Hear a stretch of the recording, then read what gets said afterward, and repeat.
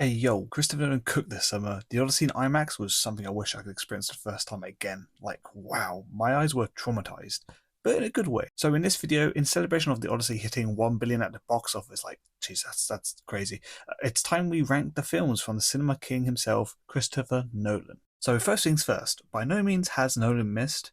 There hasn't been a single film where I've disliked it, so to respect that, I've named the tier list sections as follows. Absolute Cinema, my all-time favourites, literal perfection in my eyes. Just Cinema, great films, but nothing will beat watching it for the first time. Good watch, I enjoyed watching, simple as. Probably won't watch again. I think that's self-explanatory, but doesn't mean I didn't like the film, just would rather watch other Nolan films. So without further ado, let's begin. I've got all the Christopher Nolan films just sat here ready in order of the release. So first up, we've got Memento, and that's going to go straight in just cinema. You know what? When I first watched this, when in my whole anticipation for the Aussie coming out, this was the first one I watched, and I was like, wow, okay, this didn't expect it. I was kind of just thrown into it in a sense, like from myself not knowing anything about it apart from knowing it's kind of like someone trying to remember something. So yeah, it being played out where it was like black and white, and then all of a sudden we're now in color, and yeah, sort of just not seeing the film in reverse is a good way of wording it. Yeah, that's right. Yeah, basically seeing the film in reverse, and you're just like, oh, okay, weird. But I was really on board with it. Like I was like, okay, cool. I can't wait for the next bit. Oh, and Guy Ritchie, the main guy acting, he is killing it in this. So yeah, overall, it's a great debut feature. I'm aware that Christopher Nolan has like the following as a film, but I feel that because it was such like a I don't know indie type film, I didn't bother watching it if I'm quite honest. Nor did I have time. So we're gonna stick with Memento as our first one, and yeah, it just sits here in just cinema. Next up, after Memento, he created Insomnia. So where's this gonna go? This is gonna go in Good Watch. It was decent. It was decent. It actually is my first time I saw it. I don't know. It's bad to say, isn't it, for someone who's trying to watch every single film. Al Pacino, I think this is the first time I've seen him act. He's really good. He's really good. But I'm a bit disappointed with myself that I think this is the only film I've seen him in. So yeah, I need to get on that. I need to fix that ASAP. But anyway, back to Christopher Nolan film. Insomnia was a good film detective. Something goes wrong. The main character, I don't know the name, so I'll just call him Al Pacino because it is him. Yeah, he was just going through a hard time dealing with some sort of trauma, and that's sort of affecting how things are going on. You're not quite sure if what's happening in the story is more of like a, should we say, hallucination? I didn't even say that. Hallucination, that's the word. So we're kind of unsure if that's actually involved in the actual plot story. Other people are sort of experiencing these things. And also we've got Robin Williams in this, which is, yeah, he kills it. It's like one of the only roles I've seen him when he actually plays a serious character, and yeah, he kills it in this too. All right, up next we've got Batman Begins. Oh, where's this gonna sit? This is gonna, you know what? It's gonna go alongside Insomnia. Yeah, good watch. I mean, again, I can't really complain. It's a great film. It's a great introduction to Batman, but we don't really get, in my opinion, we don't get a lot of Batman that I really want. I did see this film like way back in the day, but I'm talking like when I'm like 12 years old or something. So yeah, I'm 27 now. So that's a long time since I first originally saw this film. So I kind of only remember glimpses of what this film actually is. So yeah, I think I remember like the final act and the beginning bit where he's with Ra's al Ghul. Is this how you say it? I don't know his name.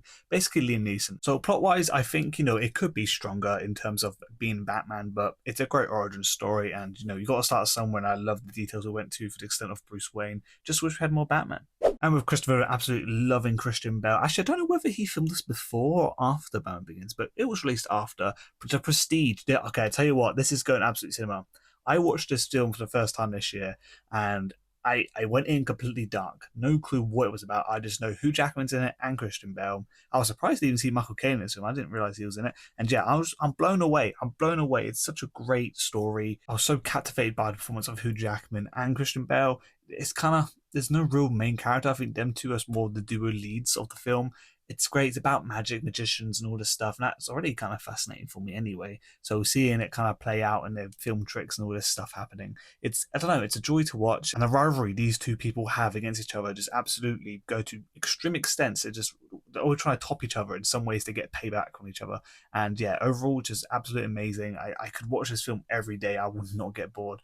Absolute credit, and it's super mental to me that Christopher Nolan not only directs films, he writes them too. Like the screenplay was done by him for this, and yeah, just credit where credit's due, because this was amazing. And he's straight back at it again with The Dark Knight for another Batman film, and people will be thinking, oh, is he gonna put, no, actually, sorry, it is just cinema. I'm sorry. People go, what? This is Chris Nolan's best film. They rave about it. No, forget about Chris Nolan. It's the best superhero movie film people keep talking about. But for me, it's not quite there. it has an insane third act. Like the third act is absolutely perfection. I will agree with people on that. But the rest of the film, I don't know. There's something about it to me that just it's tough to get my sort of I don't know my opinion out on it. For me, Heath Ledger as the Joker just absolutely kills it and holds this film up on its shoulders. Like if it wasn't for him, I think this film would be absolutely rated lower. But I don't think he can actually take it all the way to absolute cinema. It's like I said right before it gets to the final act for me. And yeah, I don't know. Batman just I love him versus Joker, and I want more of it. And unfortunately, Heath Ledger obviously passing, we didn't get anything like that. And I didn't know he was meant to be in Dark Knight Rises, but The Dark Knight, it is a great film. It is a great film, but for me, it doesn't. It just falls loosely there. So I think actually it's going to go in front of Memento, but it just doesn't fall perfectly for me. Oh, and I'll stress this is a personal list. All right, this is I'm no film critic. Okay, I'm no film reviewer. I don't write anything. This is all just opinion based. So if you don't like it, deal with it. And we have a gap between Batman films, and he's gone to make Inception. Now, this will be another controversial one, I guess. This one for me, it's probably won't watch again. I know. Yeah, I know. Throw your tomatoes, boo at me all you like, but probably won't watch again. Like I said, it's not bad. It's the bottom of the tier list. Yes, I agree. It is the bottom of the tier list, so it does look bad. But I did enjoy watching it. I didn't get really much value out of it. It was kind of like, okay, I watched that. It's kind of been done. I'll probably watch it again. I appreciate the film for what it is. I love the concept of being inside a dream within a dream. It's really cool, but I'm not a big fan of it. I'm not a huge fan of the film in general, but I like the concept, and I don't think that can, really beat the other films out there. There are just better Nolan films out there for me personally. So Inception it is just unfortunately going to fall flat in this place here, but I did enjoy it. I just, dream within dream. That's the only thing I like about it, unfortunately. And we're back into the Batman films, and we're on the last one, The Dark Knight Rises, and it's going with Inception. So let's cut straight to the chase. This is the worst of the three Batman films he made, and yeah, again, it's not a bad film. I like it, but it just feels like it's the exact same as Batman Begins. Just take away the origin story. There's lots of things happening. The villain just wants to destroy Gotham, and I guess it's the same as the Joker, but Joker does it in more of a unique way. This is literally no destruction and chaos, just like Ra's al Ghul was trying to do. It's kind of like it's copy and paste. I don't really like that. At least we have Batman being like at his peak, I guess, or just past. No, he's past his peak because he's like fucked himself. He's got a walking stick now and everything. So yeah, I love the addition of having Catwoman. Like I like introducing these characters here and there, but Bane just I don't know. He is a good character, and Tom Hardy did a good job portraying him. I just, it's really hard to top Joker, and this being the third film, and you're thinking, okay, sit in tight for Dark Knight Rises, it falls flat. It falls flat. I mean, I'm saying this. I watched this back in the day when I was a kid, and I absolutely loved it. Then I thought this was cinema. I was walking home with my dad from watching it in the cinema, and I'm like, it's pitch black at that point. I'm thinking, oh my god, I feel like I'm Batman and everything. It was a great memory, but watching it again as an adult, this year, I have to say it's not the best film out there, but again, it's not the best Batman film out there, and there's loads more others that have done it better, in my opinion. But what do you do after you complete a trilogy of films? What do? You create Interstellar.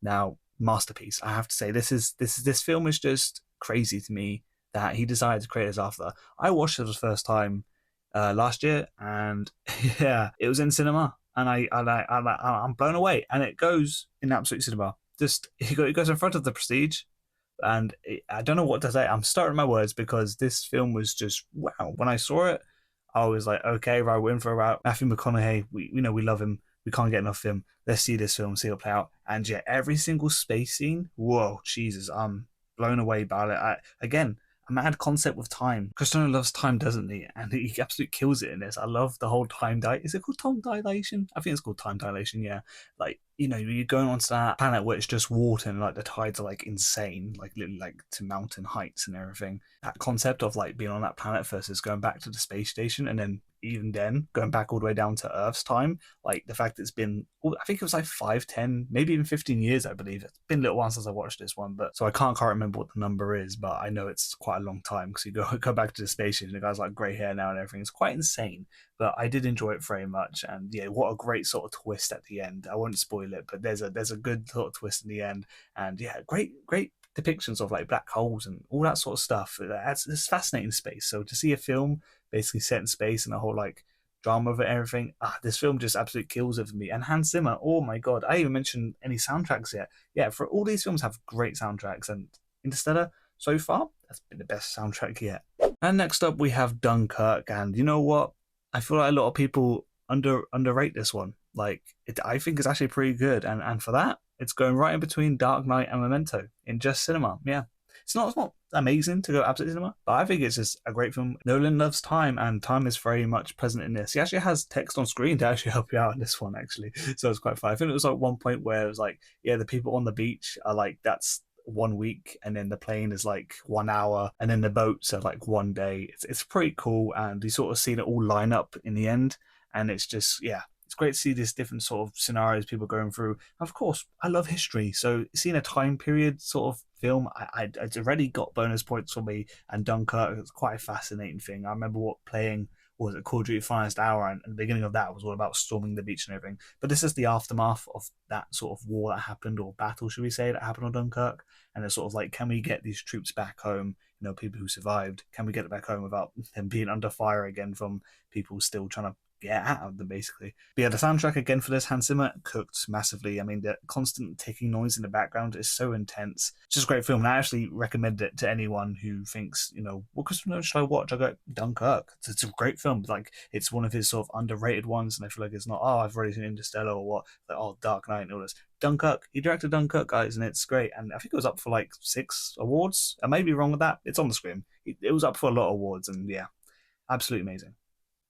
But enough D-Day riding. Let's move on to the next one. We have Tenant. Okay, where am I putting Tenant? I'm just checking my notes. I'm putting it in probably when watching it.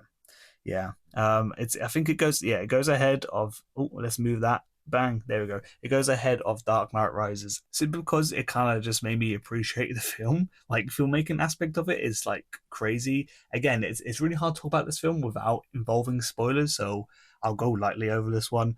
I love the filmmaking in this. Like, the stunts they've done in it is quite cool. I love that. I love the whole reversing time thing they do. Like, how it looks so smooth. Like, it doesn't look out of place. I was trying to like, oh, is this shot in reverse or not? The film will tell you, so I won't tell you myself. But it was just so well done, and just, yeah, the concept of it is a little bit hard to grasp, and this is one of Chris Nolan's like most notable films to have the audio mixing being absolutely all over the place. And I agree, the audio mixing is really hard.